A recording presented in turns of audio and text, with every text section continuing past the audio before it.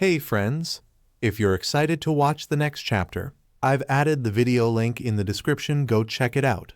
Also, I've launched a brand new channel just for this content, so don't forget to subscribe and show some love.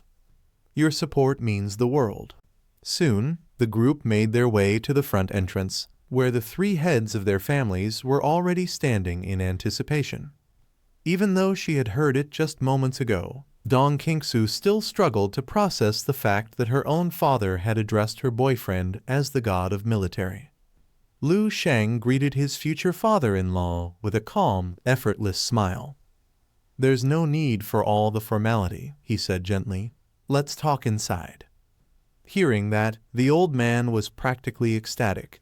His delight was so intense that it looked like the color of his hair had actually changed.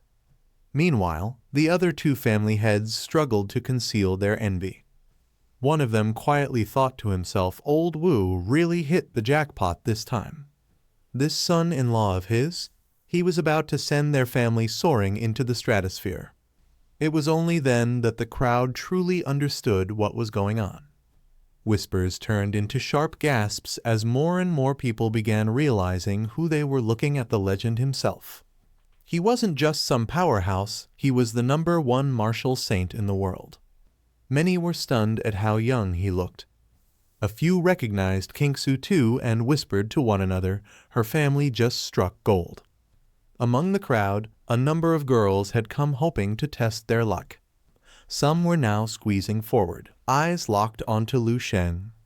They figured if a girl like Dong Qingsu, who's not even goddess tier, could catch his eye, then why couldn't they? Elbows started flying as people shoved their way closer.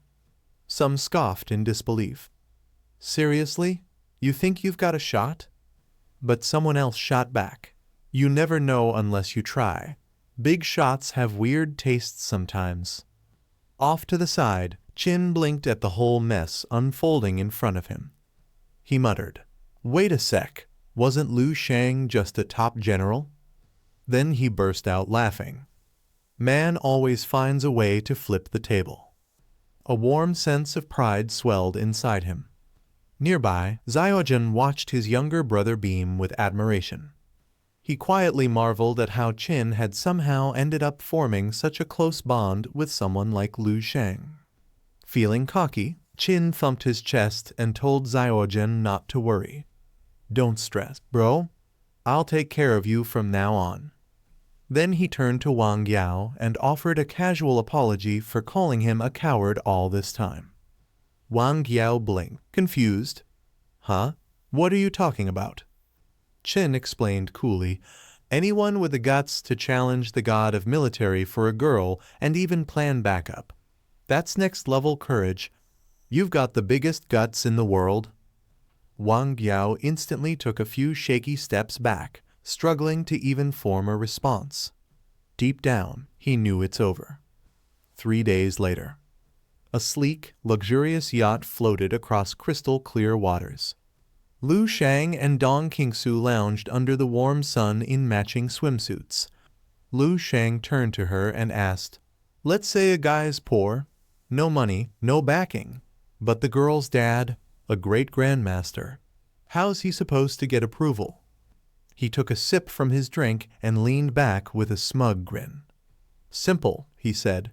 "Just become a martial saint." Qingsu rolled her eyes and shook her head. "I still can't believe you kept that from me." Lu Sheng chuckled. "Wasn't on purpose. Things just happened fast." He stood and looked out over the waves. "It's been a long time since I felt this relaxed." Then softly, "I wonder when I'll get to bring my family out here." Dong Qingsu came up beside him and asked, "Want me to call them now?" But Lu Sheng shook his head. "Nah, I'll be busy again soon." At that moment, a ripple of psychic energy burst from his body. He located the place he'd been searching for.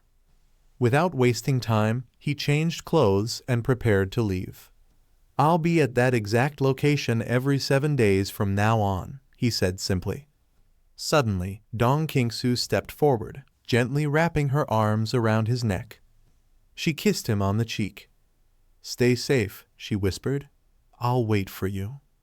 With that, Lu Shang dove into the ocean. Moments later, he had already reached a depth of 20,000 meters. He scanned the seafloor carefully. Even though he had ordered enhanced military surveillance of all caverns, there was still no guarantee of finding solid leads. The burden in his chest had never fully lifted, not since the moment he first learned of the looming crisis. Now, as he stood before the fissure, he reminded himself 8 years left. There wasn't much he could do yet. Even if he uncovered the source now, he might still lack the strength to face it. Still, he believed, if I'm strong enough, I can handle any disaster. He placed down a small bag, and a few energy crystals spilled out. Sitting cross-legged, he began absorbing their power, letting the swirling energy surround him. This place, this crushing pressure, it had to be the deepest part of the entire planet's ocean. It was here that he would refine his body, sharpen his mind, and temper his martial will. A small smile curled on his lips. All that's left is for the guide to arrive, he said. When the time came, he'd use the overwhelming pressure of a 10th level environment to break through to the 9th. Weeks passed. Lu Shang kept to a steady rhythm. Once every 7 days, he emerged from the depths. He checked in with family, updated the military, and restocked his energy crystals. But most of his time spent in the deep sea training. His strength grew at a terrifying pace, like when he first trained on that island a year ago. Immortal cells formed. His stellar body expanded. He was inching closer to its limit. And still, he couldn't help but wonder. What would his martial avatar eventually look like? 3 months later. The desert stretched endlessly in every direction. Martial saints from across the globe had gathered in one solemn place. At the front stood Cumberland, eyes fixed on the sky. Then it happened. A radiant light descended. All present dropped to their knees in unison. From within the glow, a tall figure emerged, his cloak concealing his eyes. Each step he took brought strange miracles. Lifeless sand beneath his feet began to bloom with green. The desert transformed into fertile plains. The guide greeted them with a warm smile. "It's been a while," he said. But Cumberland's eyes widened. The guide's tech and power had evolved again. Suddenly, large capsules appeared out of thin air. "These are the items from our last exchange," said the guide. Cumberland bowed low. "Thank you." But the guide's smile faded. His voice turned cold. "Words of thanks mean nothing without action," he said flatly. Then his next question froze the blood in everyone's veins. "Where are the energy crystals?" "I shouldn't have to keep reminding you," he added sharply. A heavy silence fell. No one dared speak. Cumberland swallowed hard, drenched in sweat. Finally, he forced the words out, We failed to gather them this time." Even before he could finish, all the new grass and flowers suddenly shriveled into dust. An explosive force erupted from the guide, sending everyone flying. His voice roared with killing intent. "Did you just say, no energy crystals?"